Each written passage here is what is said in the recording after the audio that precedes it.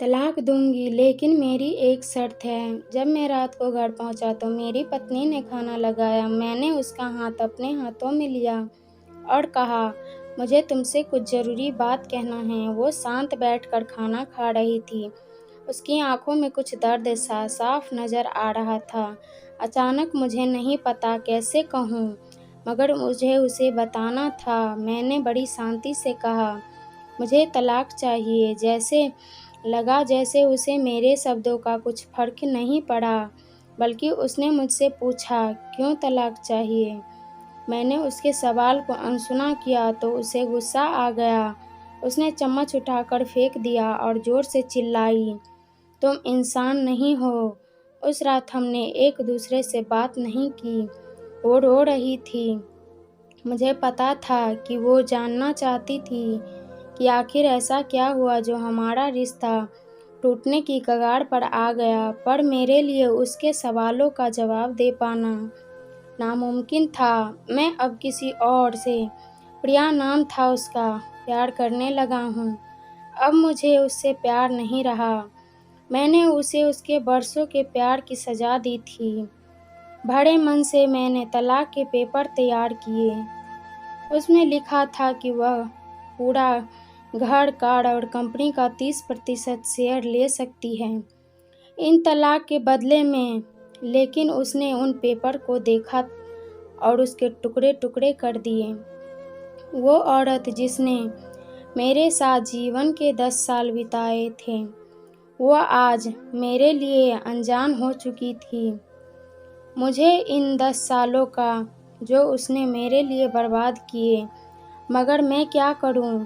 जो हो चुका था उसे मैं बदल नहीं सकता था, क्योंकि मैं किसी और से, अपनी पत्नी से भी ज़्यादा प्यार करने लगा था। आखिरकार उसके सब्र का बांध टूट गया और वो फूट फूट कर मेरे सामने रोने लगी। मेरे लिए उसका रोना एक तरह से उसकी रिहाई की तरह था। तलाक की ये बात जो कई दिनों से मुझे परेशान कर रही थी, अब बिल्कुल साफ हो चुकी थी। अगले दिन मैं घर काफ़ी लेट आया। मैंने देखा कि वो टेबल पर बैठकर कुछ लिख रही थी। मैंने शाम का खाना नहीं खाया था, लेकिन फिर भी मैं सीधे ऊपर जाकर अपने कमरे में सो गया, क्योंकि पूरा दिन प्रिया के साथ रहने और कई जगह घूमने के बाद मैं थक गया था। वो शायद रात को उसी टेबल पर लिखते लिखते सो गई थी। सुबह उसने तलाक देने की शर्तें बताई। वह मुझसे कुछ भी लेना नहीं चाहती थी। उसे सिर्फ तलाक से पहले 1 महीने का समय चाहिए था। उसने आग्रह किया कि इस 1 महीने में हम दोनों वही पुराना वाला जीवन जिए जितना संभव हो सके, क्योंकि आने वाले महीने में हमारे बेटे की परीक्षा है। वह नहीं चाहती थी कि हमारे टूटे रिश्ते का प्रभाव उसकी पढ़ाई पर पड़े। मुझे भी यह ठीक लगा, मगर वो कुछ और भी चाहती थी। जैसे शादी के दिन मैं उसे उठाकर अपने शयन कक्ष तक ले गया था, उसी तरह हर रोज़ 1 महीने तक मैं उसे शयन कक्ष से उठाकर मुख्य द्वार तक ले जाऊं। मुझे लगा यह पागलपन है, मगर इन आखिरी दिनों को थोड़ा अच्छा बनाने के लिए मैंने उसकी यह शर्त स्वीकार कर ली। मैंने प्रिया को अपनी पत्नी की सभी शर्तें बताईं। वो हंसने लगी। उसे लगा मेरी पत्नी कितने भी तरीके अपना ले, तलाक होना तो तय है। मेरी पत्नी और मैं किसी से भी इस दौरान नहीं मिले थे, लेकिन उस दिन जब मैं उसे पहली बार उठाकर गेट तक लेकर आया, तो हम दोनों का काफ़ी अजीब महसूस कर रहे थे। पीछे से हमारा बेटा भी खिलखिलाकर खुश हो रहा था।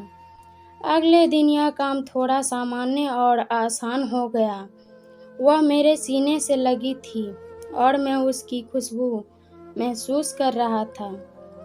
ऐसा लगा जैसे कई दिनों बाद मुझे यह खुशबू मिल रही थी, या फिर कई दिनों से मैंने उसके होने का महसूस नहीं किया था। पहले जितनी उसमें वो कसाव नहीं था। चेहरे पर कुछ हल्की झुर्रियाँ नजर आ रही थी और बाल भी सफ़ेद होने लगे थे। ये वही औरत थी जिसने अपने जीवन के 10 साल मुझे समर्पित किए थे। चौथे दिन जब मैंने उसे उठाया तो वो पुरानी रोमांच लौटने लगी थी। 5वें और 6ठे दिन वो पुराना प्यार फिर जागने लगा। मैंने प्रिया को इस बारे में कुछ नहीं बताया था। अब उसे उठाना और आसान हो गया था। शायद हर रोज यह सब करने का मैं आदी हो गया था। एक दिन वह अपनी पसंद की साड़ी निकाल रही थी, लेकिन कुछ खास नहीं ढूंढ पाई। उसने सांस भरते हुए कहा कि उसके सारे कपड़े बड़े पड़ने लगे हैं। तब मुझे पता चला वह काफ़ी दुबली हो गई है और इसीलिए मैं उसे आसानी से उठा पा रहा था। मेरे दिल को एक झटका सा लगा। उसने अपने दिल में काफ़ी सारा दर्द छुपा रखा था। पता नहीं कैसे मैं आगे बढ़ा, उसके सिर को छूकर देखा।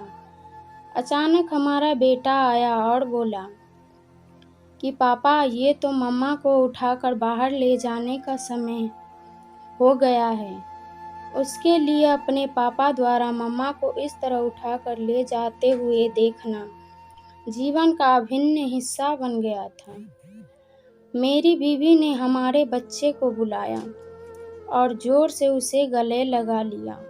मैंने अपना चेहरा दूसरी तरफ कर लिया। मुझे लगा कहीं मैं अपना निर्णय न बदल लूं।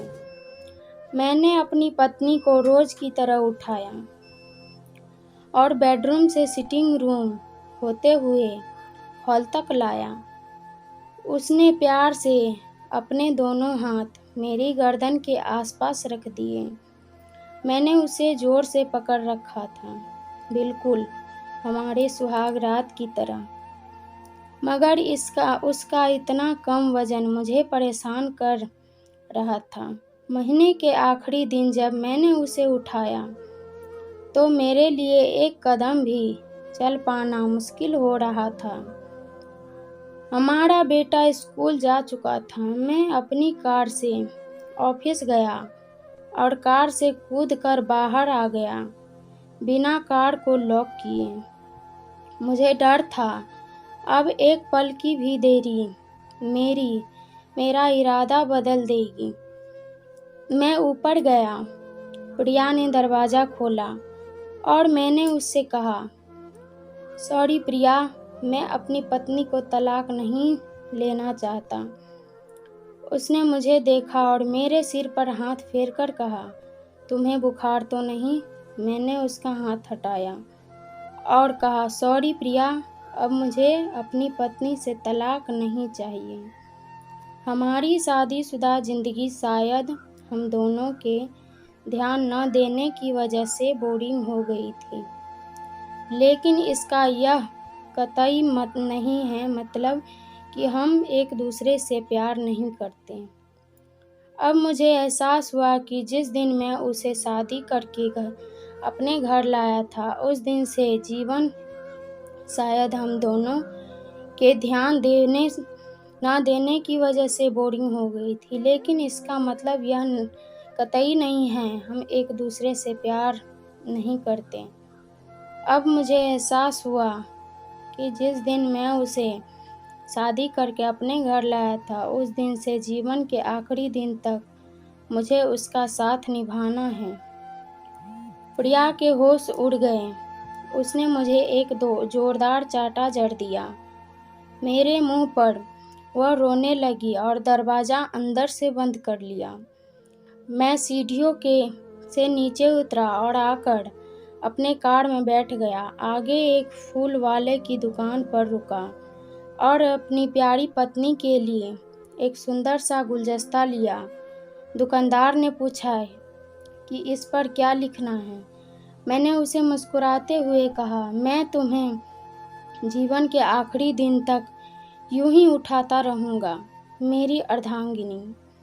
अब शाम जब मैं घर आया, हाथों में गुलदस्ता लिए, मेरे चेहरे पर एक मुस्कान थी। मैं ऊपर अपने कमरे की तरफ भाग कर गया, लेकिन तब तक वह मुझे छोड़कर इस दुनिया से जा चुकी थी, हमेशा के लिए। वह कई महीनों से कैंसर से लड़ रही थी, लेकिन मैं प्रिया के साथ इतना खोया था कि कभी ध्यान नहीं दे रहा था। उसे पता था वह जल्दी ही मुझे छोड़कर जाने वाली है, इसीलिए वह मुझे और मेरे बेटे के रिश्ते को टूटने से बचाना चाहती थी। मैं नीच उसे तलाक लेना चाहता था, लेकिन फिर भी उसने मुझे अपने बच्चे की नज़रों में एक प्यारा पति और पिता बना दिया। जीवन की छोटी छोटी बातें रिश्तों को बहुत महत्व रखती हैं। बड़ा घर, बड़ी कार और बैंक बैलेंस से खुशियों का हिस्सा ज़रूर बन सकते हैं, मगर अपनों के बिना इसकी कोई कीमत नहीं। अगर आपको यह कहानी पसंद आई है तो वीडियो को लाइक, चैनल को सब्सक्राइब ज़रूर कर दें। वीडियो को लास्ट तक देखने के लिए धन्यवाद।